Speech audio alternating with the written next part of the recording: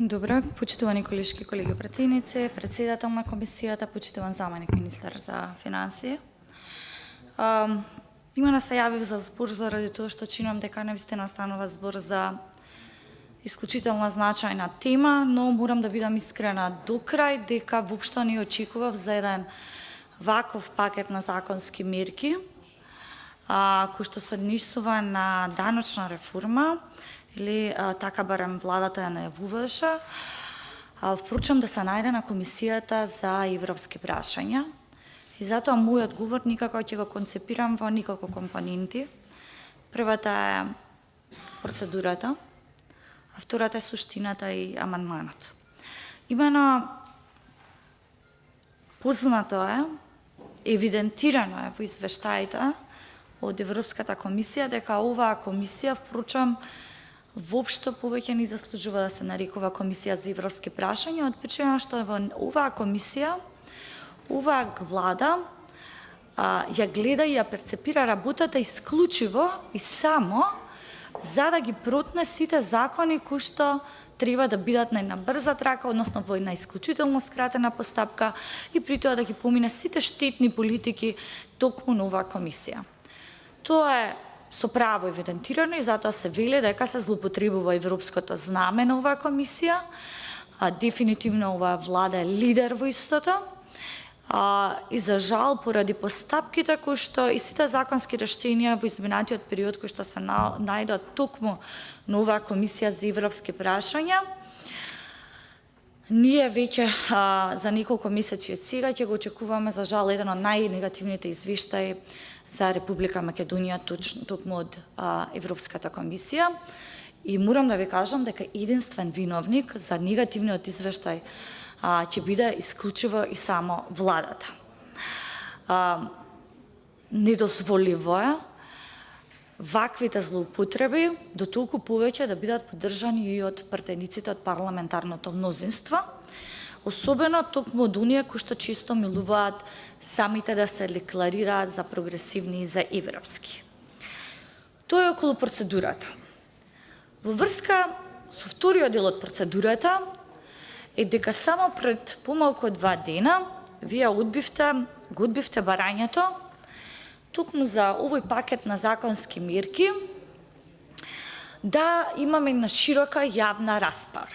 И се замислете тука, каде што вие дополнително ја злоупотребувате процедурата заради европското знаме, дополнително немате разбирање за потребата од стопанството, за потребата од академијата и од економските експерти, да имаме една широка јавна расправа за оваа фамозна даночна реформа, за која што владата толку време ја, би рекла, прво ја криеше, а дополнително не покажа и инклузивност во самиот процес. И се видите, токму оние кои што дојдоа на бикачка број 2 со паролата дека ги обединуваме, дека ќе бидеме инклузивни, дека сега конечно ќе ја преминеме состојбата во граѓанскиот сектор и ќе оставиме простор за широка демократска јавна расправа, токму во домот на демократијата, вие впрочем го направивте сосема спротивното. Овдека ги затворивте вратите за најнадлежните на експертите на академијата, на граѓанскиот сектор, на стопанството да дискутираат, верувајте, за едно вакво значајно прашање како што е даночната реформа. Дополнително ова е евидентирано и во извештаите, ќе биде, се разбира, евидентирано, меѓутоа веќе ги слушнавме и апелите кои што стигна и од стопанството, но и од економските експерти токму до владата за ова прашање, дека впрочем процесот не само што не е инклузивен и транспарентен, туку истиот нанесува штета, и тоа врз кого?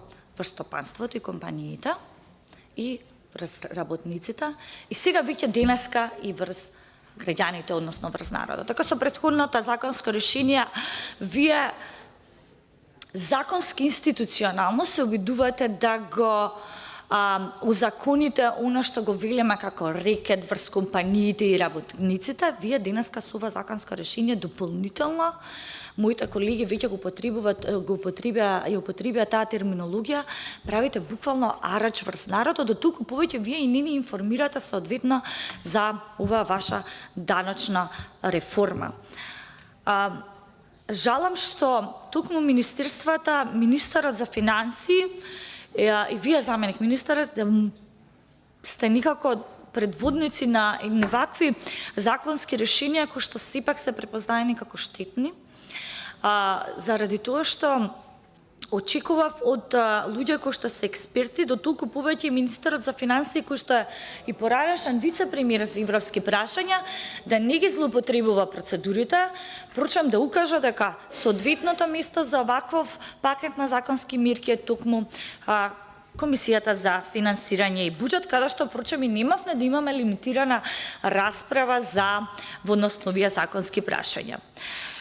Во однос на претходното законско решение, како што вие го нарекавте закон за солидарност, ќе останам на става дека станува збор за закон кој што апсолутно преку користење на институционалните инструменти кои што се демократски инструменти кои што стојат на располагање во ова собрание, вие впрочем ги злоупотребивте за да направите рекет врз компаниите и врз работниците во едни исклучително тешки околности, каде што се уште не е соодветно надмината ниту пак економската, ниту финансиската, ниту било која енергетска криза.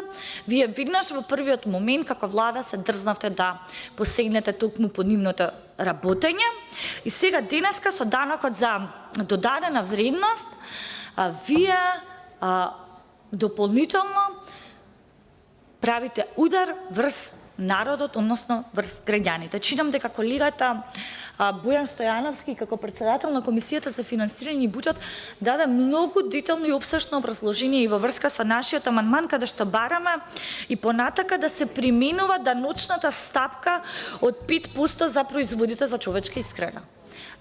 За нас е исклучително загрижувачки, познавајќи го функционирањето на оваа влада, со тоа што ние доставувате листата на продукти, односно добри услуги кои што ќе бидат опфатени, ние од тука веќе може со сигурност да тврдиме дека повторно ќе станува збор за некоја манипулација врз граѓаните и дека ова законско решение и понатака ќе биде буквално терет и удар врз самиот народ и врз граѓаните.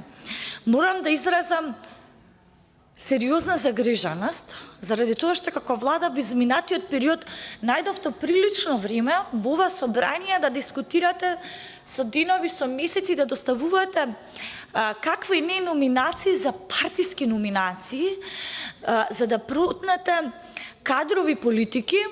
И секогаш наоѓавте време и за да кажете седница и да закажете и комисии, но не најдовте соодветен простор во изминатиот период да дискутираме за реалната потреба, а тоа е поддршката за компаниите, за работниците и за граѓаните.